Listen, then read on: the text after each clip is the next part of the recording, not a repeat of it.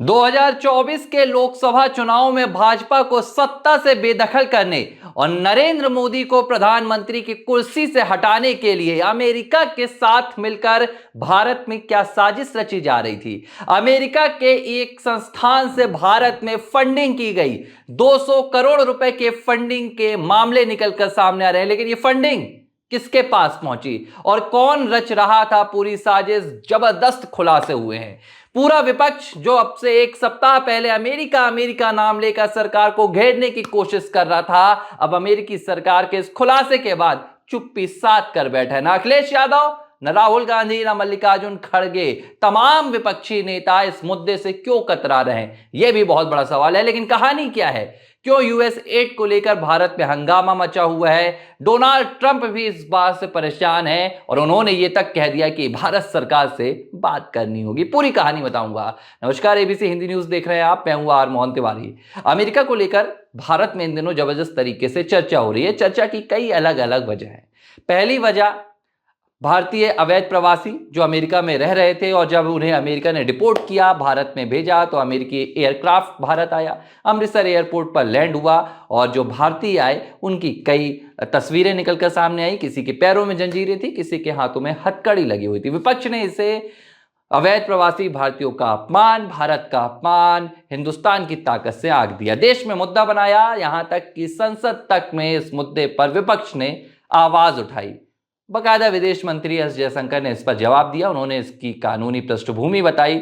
इसके बाद दूसरा मसला आया प्रधानमंत्री नरेंद्र मोदी की अमेरिकी यात्रा का।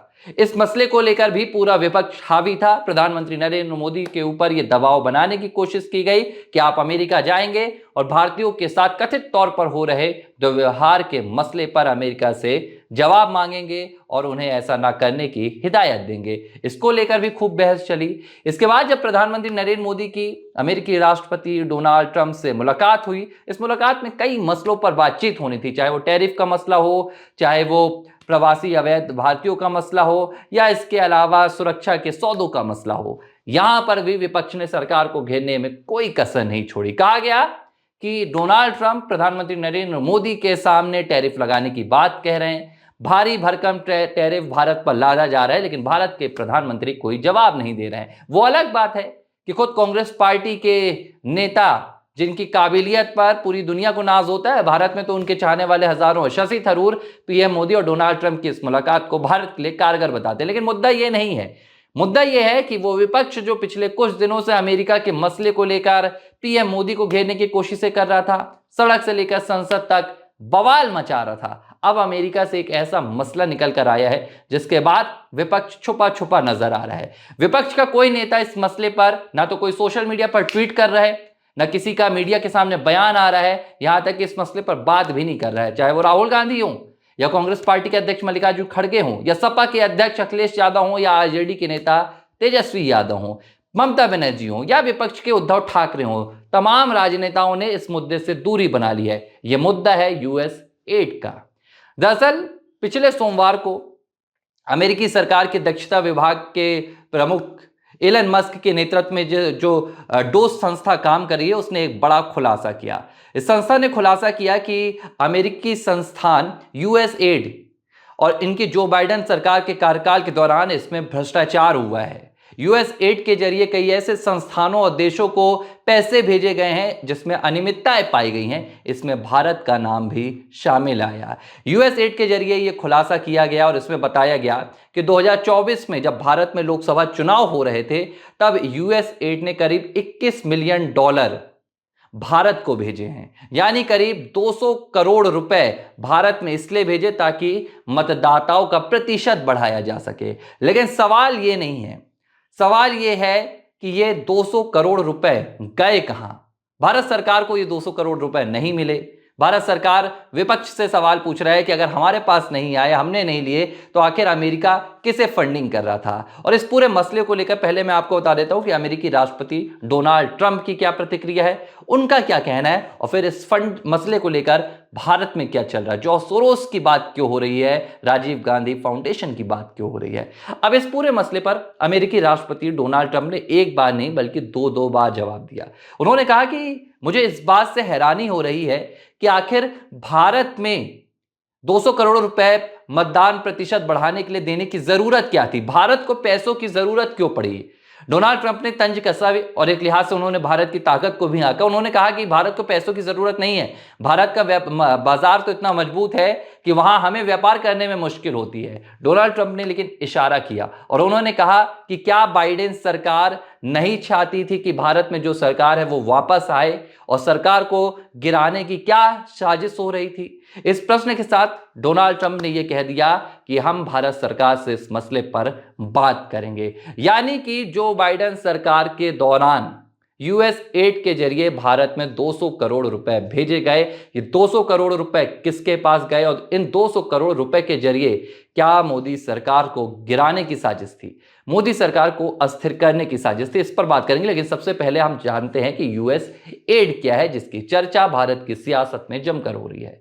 यूएस एड यानी कि United states agency of international development, George F Kennedy के कार्यकाल के दौरान 1961 में अमेरिका में यह संस्थान तैयार की गई थी। और इसका जो असली मकसद था वो उस वक्त सोवियत का जो एक प्रभाव था उसे रोकने का मकसद था, सोवियत को कमजोर करने का मकसद था। और इसके जरिए अमेरिकी ये संस्था उन देशों की मदद करती थी, चाहे वो संकट का दौर हो, चाहे वो किसी बीमारी का दौर हो या कोई और आपातकाल हो। यूएस एड अपने फंड के जरिए देशों की मदद करती थी और एक लिहाज से रूस का प्रभाव तब रोकना था और उसके बाद सोवियत का प्रभाव रोकना था और चीन का प्रभाव। हालांकि 1991 आते तक सोवियत तो पूरी तरह से अलग हो गया, लेकिन ये संस्था जारी रही। अब क्या विवाद निकलकर सामने आ रहा है? इस संस्था के साथ से भारत का विवाद निकलकर सामने नहीं आ रहा है। बांग्लादेश, इसके अलावा नेपाल, इन दो देशों को भी फंडिंग हुई है। जब बांग्लादेश में फंडिंग हुई तो कहा गया कि बांग्लादेश की आर्थिक स्थिति के लिए और वहां पर बेहतरी के लिए फंडिंग की गई। लेकिन इस फंडिंग के बाद ही बांग्लादेश में पिछले साल अगस्त के महीने में सत्ता परिवर्तन हो गया।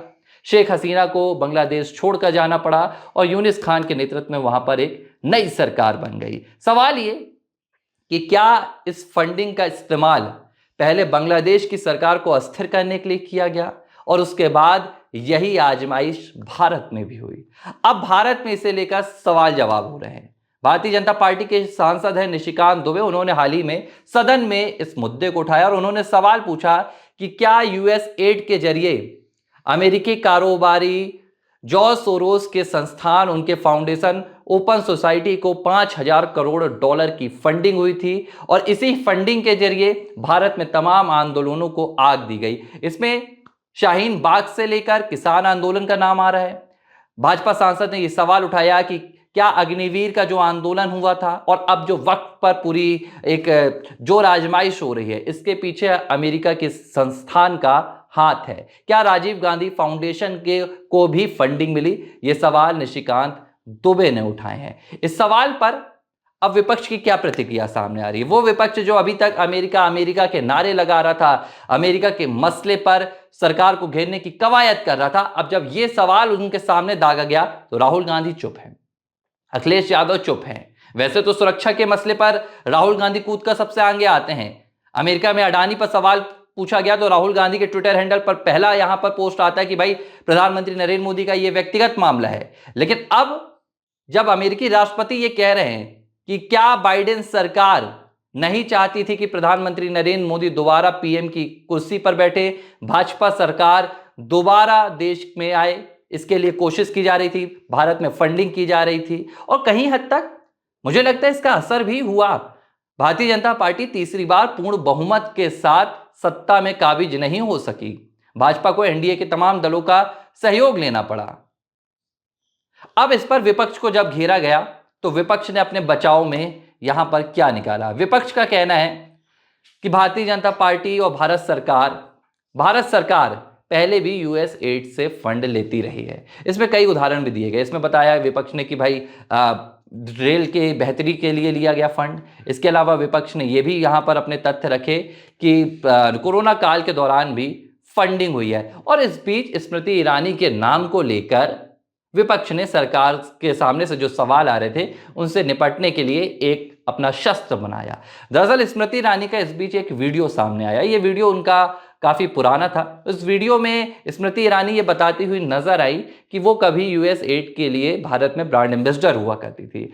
अब विपक्ष स्मृति ईरानी के इस बयान को लेकर सरकार के सवालों पर जवाब देने की कोशिश कर रहा है और यह बता रहा है कि देखिए स्मृति ईरानी का भी तार यूएस एड से जुड़ा हुआ है। हालांकि भारतीय जनता पार्टी ने साफ तौर पर इसका स्पष्टीकरण दे दिया और बताया कि स्मृति ईरानी उन दिनों भारत में एक बड़ी शख्सियत हुआ करती थी, अपने टीवी चैनल्स के द्वारा वो लगातार फेमस थी और तब उन्हें एक दूसरी संस्थान के जरिए ब्रांड एम्बेसडर बनाया गया था। लेकिन विपक्ष ये जवाब नहीं दे पा रहा है कि क्या एक बार फिर से भारत में ये जो विदेशी फंडिंग का मसला निकलकर सामने आया, इसमें विपक्ष के तार जुड़े हुए हैं। क्यों वोट प्रतिशत बढ़ाने के नाम पर यूएस एड से फंडिंग ली गई थी और क्या जॉर्ज सोरोस की ओपन सोसाइटी फाउंडेशन को यूएस एड से फंडिंग पहुंची थी ताकि भारत में सरकारों को अस्थिर किया जाए। भारत में जो लगातार पूर्ण बहुमत की सरकार बनकर आ रही थी, देश जिससे मजबूत हो रहा था, विदेशी ताकतें इससे कमजोर हो रही थी और यह कोशिश देश के चंद लोगों के साथ मिलकर की गई है। निशिकांत दुबे ने बहरहाल संसद में इस मसले पर जांच का मुद्दा उठाया है। उन्होंने कहा है कि पूरी तरह से इसकी जांच होनी चाहिए और यह देखना चाहिए कि इसके पीछे कौन लोग शामिल हैं, कौन देश की सुरक्षा को ताक पर रख रहा है और देश में विदेशी ताकतों के जरिए अस्थिरता फैलाने की कोशिश कर रहा है और जो आरोपी हैं उन्हें जेल भेजा जाए। लेकिन सवाल सिर्फ इतने में खत्म नहीं हो जाता है। सवाल यह है कि विपक्ष ने इस पूरे मसले पर चुप्पी क्यों साध रखी है और अगर ये बात सच है, अगर इलॉन मस्क और डोनाल्ड ट्रंप अमेरिका में ये कह रहे हैं कि भारत में सरकार को दोबारा सत्ता में ना आने की रोकने की कोशिश की जा रही थी, तो ये कोशिश भारत में किसके साथ मिलकर की जा रही थी? ये जवाब तो विपक्ष को देना होगा। लेकिन फिलहाल यूएस एड के मसले पर भारत में सियासत तेज हो गई है और विपक्ष इस पूरे सवाल से कहीं ना कहीं भागता हुआ नजर आ रहा है। एबीसी हिंदी न्यूज, आज ही जुड़िए हर खबर के साथ।